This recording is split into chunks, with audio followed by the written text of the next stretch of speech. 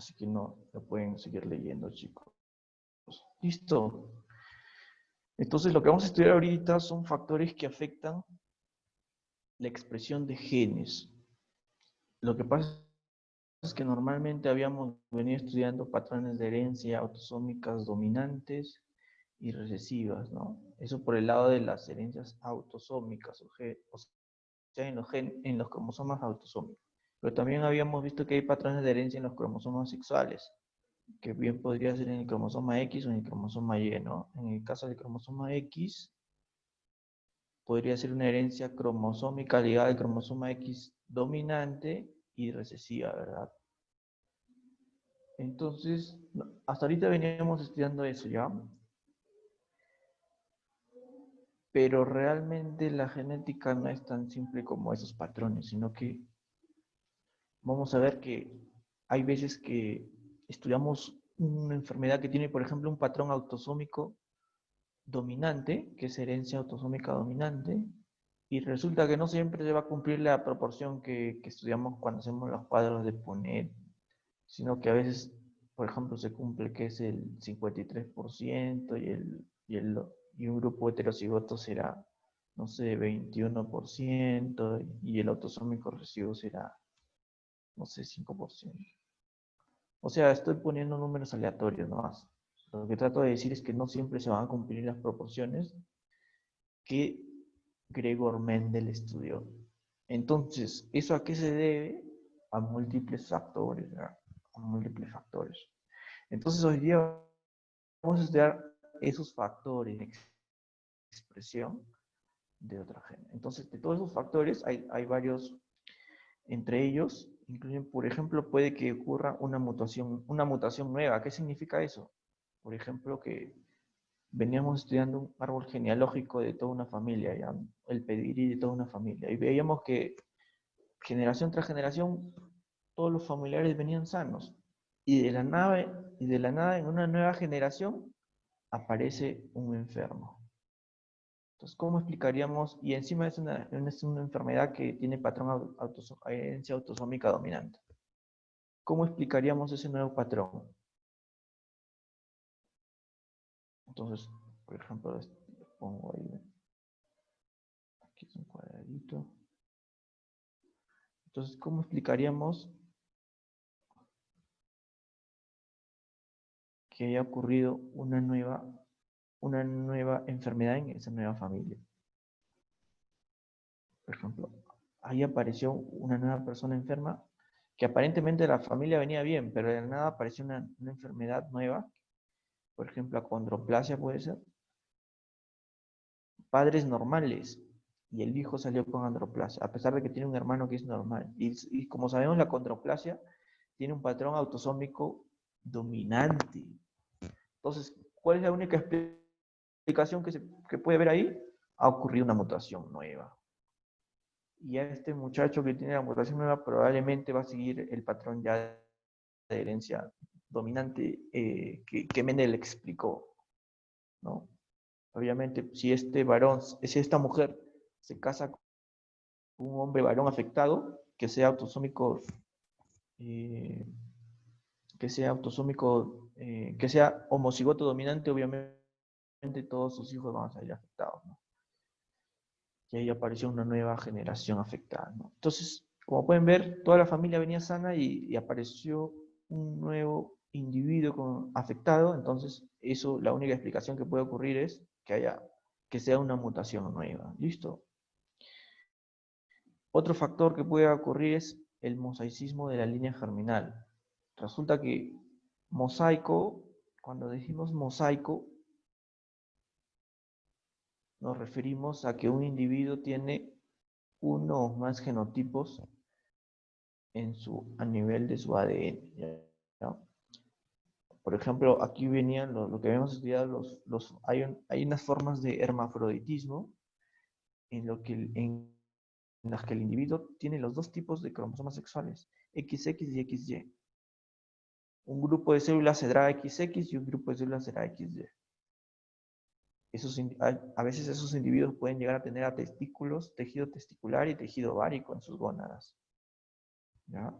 Entonces, ese es un un individuo mosaico que tiene dos tipos de genotipos, ¿ya? Entonces, eso también ya es un factor que afecta a la expresión del gen. Ya no es la tradicional herencia mendeliana, ¿listo?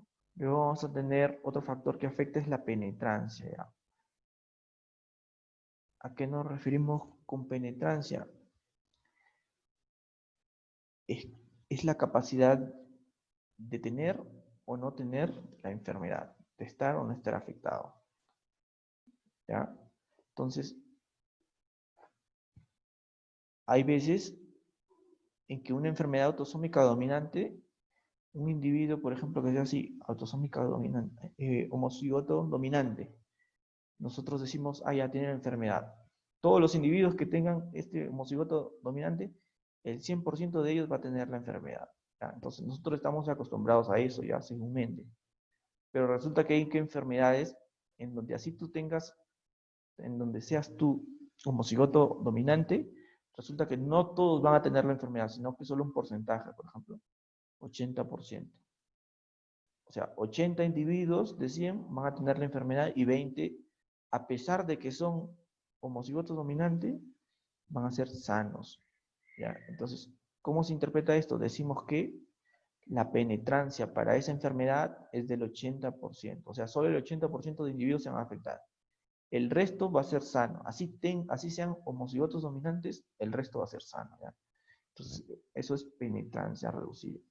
Penetrancia dependiente de la edad se refiere a que la edad va a ser un factor fundamental para que se manifieste la enfermedad, ¿ya?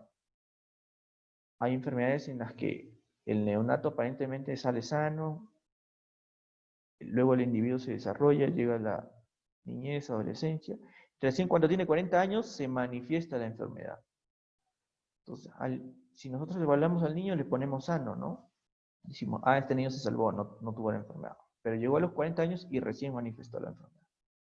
Entonces, ese es un factor que también interviene, que es la edad, ¿no? Luego tenemos expresión variable, ¿ya? La expresividad hace referencia a la capacidad, al grado de la enfermedad, ¿ya? Resulta que a veces hay grado leve, hay grados moderados y hay grados severos, ¿verdad? Entonces tenemos casos leves, casos moderados y casos severos, ¿ya? A eso se refiere con la expresividad variable. Listo. Luego tenemos heterogeneidad de locus. ¿Qué quiere decir eso? Que a veces una enfermedad, o sea, un fenotipo, nosotros estamos acostumbrados a que una mutación de gen, una enfermedad, pero resulta que hay enfermedades en las que hay varios genes, gen 1, por ejemplo, gen 2, gen 3, la afectación de cualquiera de esos genes me va a producir una enfermedad. A eso se refiere con heterogeneidad de locus, ¿ya? O sea que hay varios locus.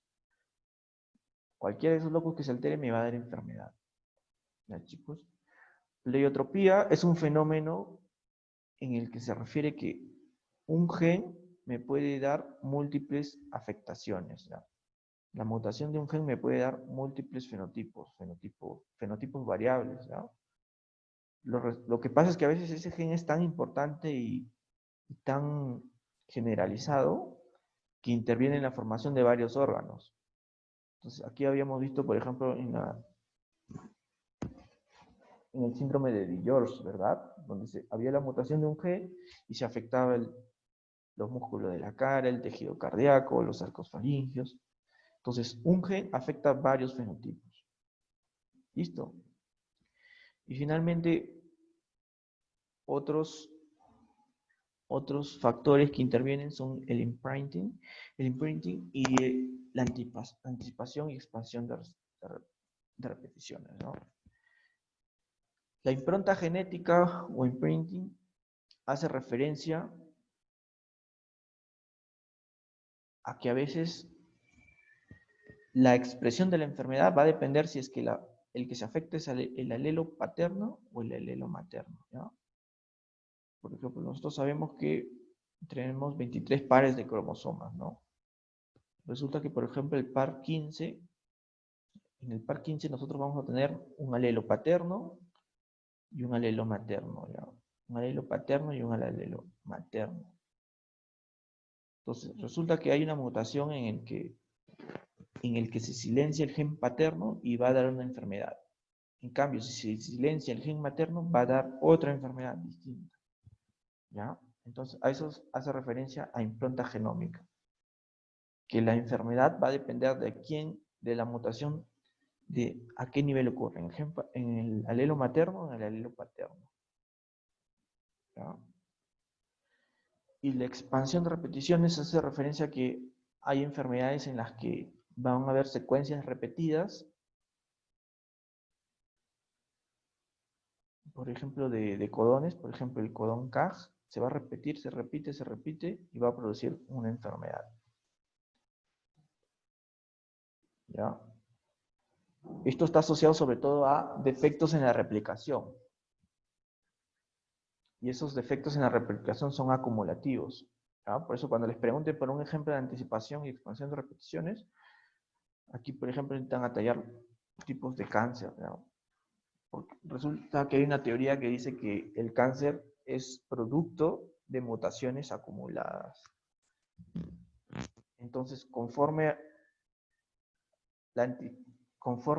avance el desarrollo del individuo, cuando lleguen a ser adultos, por ejemplo, en el cáncer de mama, el resultado de tantas mutaciones acumuladas a nivel de ADN va a hacer que esos adultos manifiesten cáncer de mama, por ejemplo, ¿ya?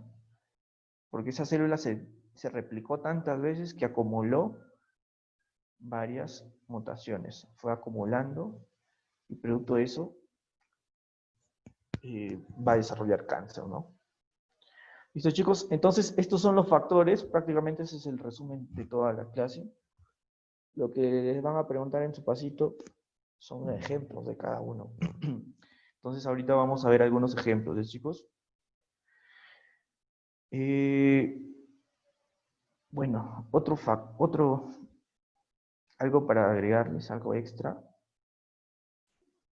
era que les había comentado de que Mendel estudió la herencia clásica, los patrones de herencia clásico que son dominancia y recesividad, ¿ya? Pero no todo es Mendel, sino que hay formas de herencia no mendeliana, ¿ya? Algunas formas de herencia no mendeliana son explicadas por todos estos factores que ya les comenté, ¿ya? Otro más para que lo conozcan es, por ejemplo, la codominancia, ¿ya? ¿A qué se refiere con codominancia? Como ustedes pueden ver, la palabra codominancia tiene el prefijo co, que implica que ambos alelos van a expresarse, ¿ya? Co, o sea, los dos participan, tanto el gen materno y el gen materno. Ejemplo, mezclamos una flor de color rosa con una flor de color blanca, ¿ya?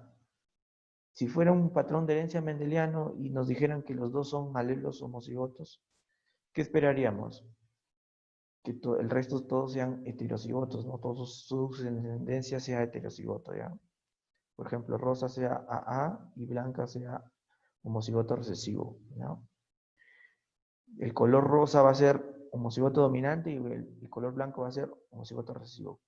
Toda su descendencia será heterocigoto. Y como habíamos dicho que el gen dominante era rosa, entonces todos sus hijos serán color rosa. Ya, eso es lo que esperaríamos. En el caso de la codominancia, si mezcláramos una rosa como blanca, el resultado sería una flor, ya, aquí voy a poner una flor, que va a tener manchas rosas y manchas blancas, ¿ya? O sea, se expresan los dos genes. No es como lo que decía Mendel, que me va a salir un solo color, que es el color dominante, ¿no? En la codominancia se expresan los dos alelos, Entonces me va a salir una rosa con puntitos rojos, con puntitos rosas y con puntitos blancos. Eso es la codominancia, ¿ya? Cuando se expresan los dos alelos. Otro ejemplo de herencia no mendeliana es la dominancia incompleta, ¿ya? Dominancia incompleta.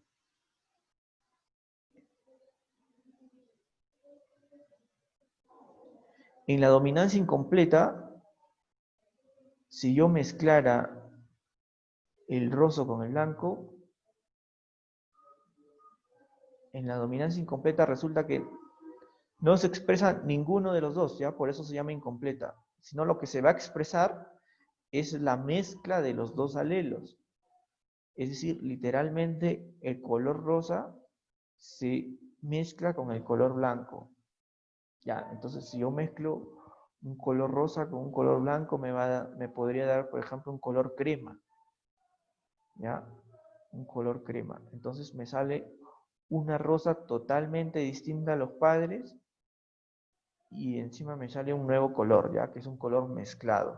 Eso es dominancia incompleta, cuando ninguno de los dos se manifiesta, sino que los dos alelos se mezclan. ¿Ya, chicos? Entonces, esas son formas de herencia no mendeliana. Ahora les voy a comentar algunos ejemplos, ¿ya?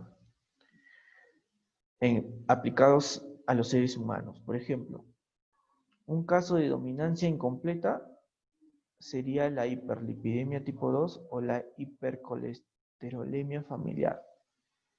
¿Qué quiere decir eso? Que hay individuos que si son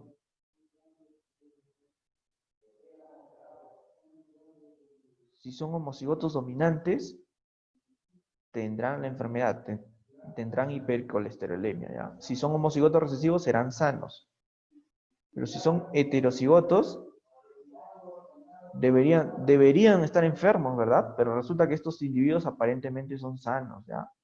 Sin embargo, tienen un factor de riesgo, ¿ya? Tienen un factor de riesgo. Entonces, estos son sanos con factor de riesgo. Entonces, estos pacientes con factor de riesgo, ¿qué quiere decir? Que como mis padres tuvieron hipercolesterolemia familiar, yo aparentemente soy heterocigoto, pero tengo factor de riesgo. Entonces, tengo la mutación en alguna parte del metabolismo de los lípidos.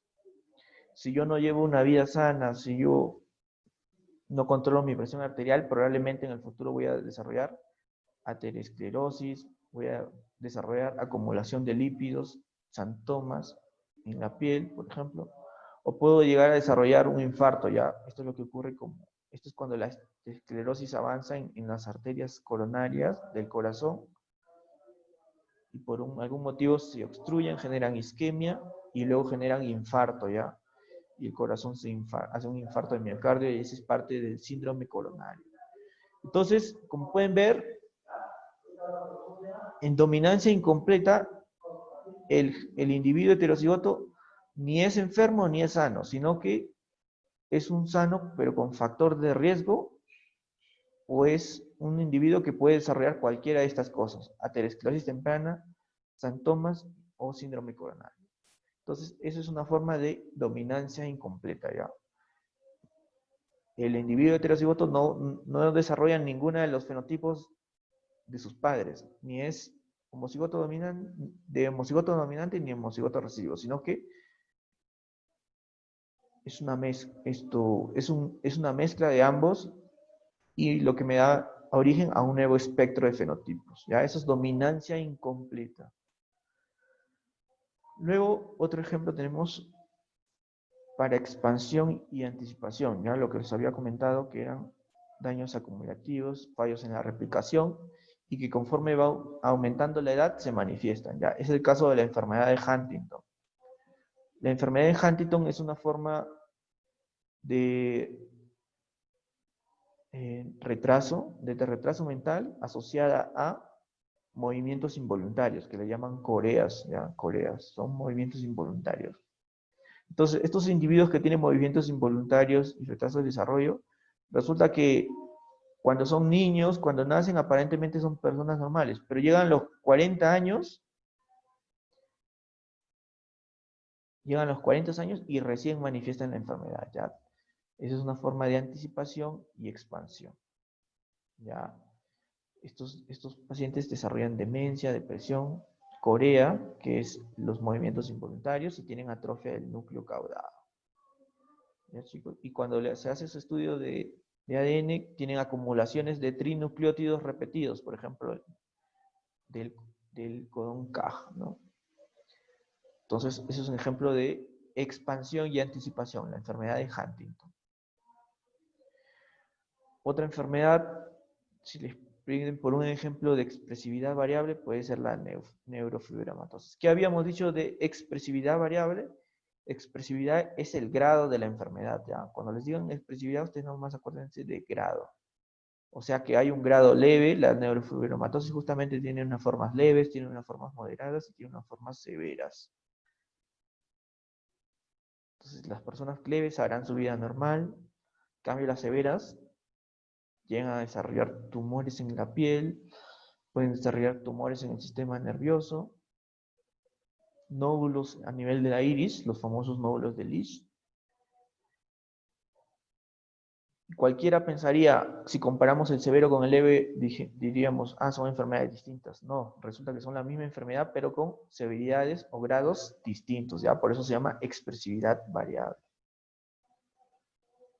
Luego, otro factor que habíamos comentado es la pleiotropía. La pleiotropía estaba asociada a la variabilidad de fenotipo, ¿ya?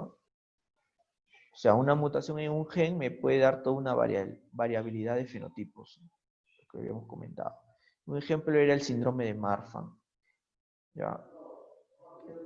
Que había una mutación en la codificación de la proteína de fibrilina que participa en el tejido conectivo de huesos y músculos de la cara, a nivel cardíaco y a nivel de los arcos faringeos.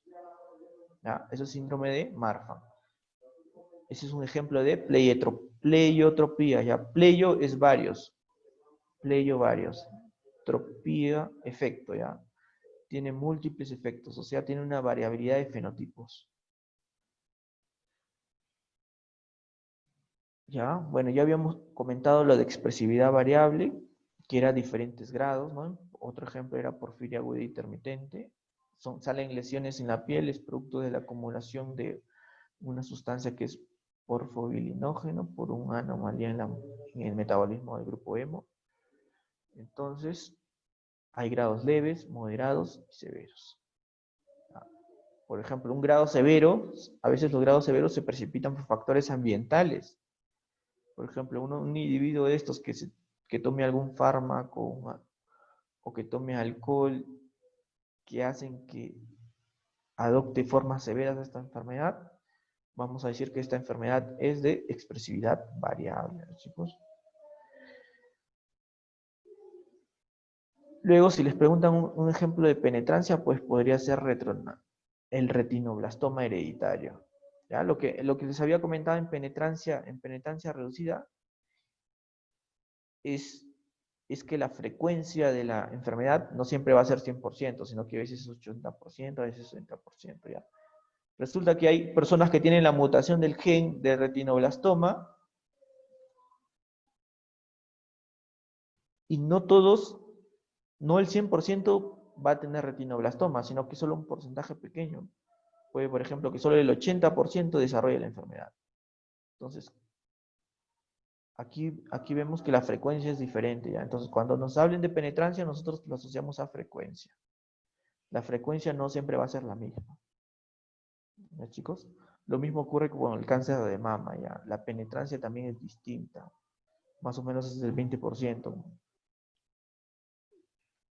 Hay pacientes que tienen la mutación del gen BRCA1, que ya sabemos que está asociada a cáncer de mama, pero no el 100% va a desarrollar cáncer de mama, sino que solo un porcentaje. Por ejemplo, podemos decir que solo el 20% de los que tengan ese gen van a mutar, van a desarrollar BRCA1. Entonces, ¿qué podemos decir de esa enfermedad de cáncer de mama? Que la penetrancia por mutación del gen BRCA no es del 100%, sino que es del 20%. A pesar de que este gen se transmite de forma autosómica dominante, ¿no? Entonces, chicos, como pueden ver, no todo es 100%, ¿ya? Siempre va a haber siempre las probabilidades van a variar.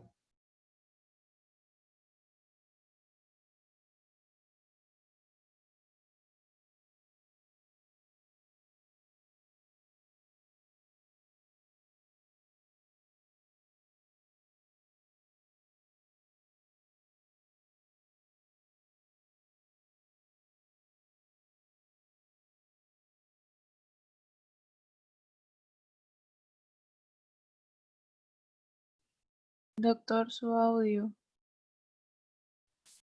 Ya está, chicos. Entonces, lo que les comentaba era, vamos a ver algunos ejemplos. ¿Ya? Rápido. En el caso de la mutación nueva, por ejemplo, si la mutación nueva ocurriera en una célula de espermatozoides, ¿qué es lo que pasaría? ¿Ya? Este individuo, a nivel de túbulo seminífero, solo uno de sus espermatozoides, por mala suerte, bueno, porque todo ocurre al azar, todo es aleatorio, uno de sus espermatozoides resultó mutado. Y para su mala suerte, este espermatozoide mutado fecunda a este ovocito de su pareja. ¿Cuál va a ser el resultado? Un individuo nuevo va a estar afectado, ya, va a tener la enfermedad. Por ejemplo, acondroplasia. Entonces, ¿cómo se explica que una enfermedad autosómica dominante esté presente en esta familia si los dos padres son sanos? La única explicación sería es que hubo una mutación nueva, ¿ya? Solo una célula del padre se mutó y para su mala suerte, ese espermatozoide mutado se fecundó al ovocito materno, ¿ya? Entonces, esto explica los árboles, en algunas oportunidades viene ese árbol genealógico, ¿verdad? Donde aparentemente todos eran sanos y de la nada apareció un individuo afectado con una enfermedad autosómica dominante. ¿Cómo se explica esto? En este caso, el padre, resultó que uno de sus espermatozoides, solo una célula de ellas, mutó y fue la que dio origen a uno de sus hijos para que esté afectado. ¿Listo? ¿Qué otra cosa podemos deducir de aquí? Como solo una célula ha sido afectada, la probabilidad de que sus hermanos salgan afectados prácticamente es baja o nula, ¿ya? ¿Por qué? Porque solo uno de sus espermatozoides ha salido afectado, ¿ya? Hago énfasis en esto para que lo diferencien del otro caso que vamos a ver, ¿ya? Parece parecido, la mutación también se da a nivel germinal, pero resulta que no ocurre en la adultez, sino ocurre en etapas embrionarias, ¿ya? Ahorita vamos a ver. Entonces, chicos, lo que les van a venir para sus pasitos son ejemplos de esto, ¿ya? Ejemplos de mutación nueva. Resulta que la mayoría de casos de acondroplasia son, a pesar de que es una enfermedad de herencia autosómica dominante, la mayoría, 7 de cada 8, se producen por mutaciones de novo. ¿Ah, chicos? Esto lo pueden sacar también por deducción.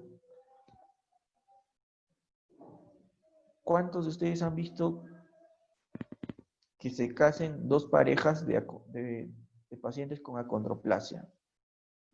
Es bien raro, ¿verdad? Si se casan dos pacientes que tienen acondroplasia, como es una enfermedad autosómica dominante, la probabilidad de que sus hijos tengan la enfermedad prácticamente es siempre 100%. ¿Ya? Entonces, este patrón de herencia casi no es normal. ¿Qué es lo más frecuente en acondroplasia? Es que a partir de dos padres sanos ocurre una mutación de novo y mi hijo salga afectado. Eso es lo más frecuente en acondroplasia. 7 de cada 8 son mutaciones de novo, ¿ya? Mutaciones de novo. Entonces, chicos, hago énfasis también en esto porque es pregunta fija que les va viniendo. 7 de cada 8 pacientes de acondroplasia son producto de una mutación de novo. Luego tenemos que el 95% de los casos de osteogénesis imperfecta tipo 2, que es una enfermedad en la que los huesos son bien frágiles, son bien débiles, se fracturan a cada rato. El 95% de estos casos son mutaciones de novo, ¿ya? Otra enfermedad que es la displasia tanatofórica. resulta que el 100% de estos casos van a ser mutaciones de novo. Y esto tiene sentido. ¿Por qué? Porque la displasia tanatofórica prácticamente es una enfermedad de muy mal pronóstico. ¿Ya? Lo máximo, los que sobreviven, los que sobreviven y tienen displasia tanatofórica prácticamente viven máximo 7 días, ya, chicos. O no pasan el año de vida, ya. Es muy raro. Entonces, esto prácticamente, y entonces como prácticamente no llegan a ser adultos, no van a haber casos de otros patrones de herencia de displasia tanatofórica, ¿ya? El 100% de los casos de displasia tanatofórica van a ser mutaciones de novo. ¿Qué quiere decir eso, mutación de novo? Que su padre fue sano y la madre también fue sana y por algún motivo cualquiera de sus gametos mutó, hizo que su hijo sea afectado. A pesar de que esto es una enfermedad de herencia autosómica dominante, los padres son sanos, pero son producto, el 100% son producto de mutaciones de novo, ¿ya? Y luego aquí tenemos un caso de acondroplasia, ¿no? Que es una forma de talla corta. Lo que les había mencionado, 7 de cada 8 son mutaciones de novo, ¿ya? El resto será otras formas de herencia, ¿ya? Entre ellas tenemos a la herencia autosómica dominante. Chicos, grábense, chicos, los ejemplos porque eso es lo que les van a preguntar. Ahora, mosaicismo en la línea germinal es algo, es parecido, ¿ya?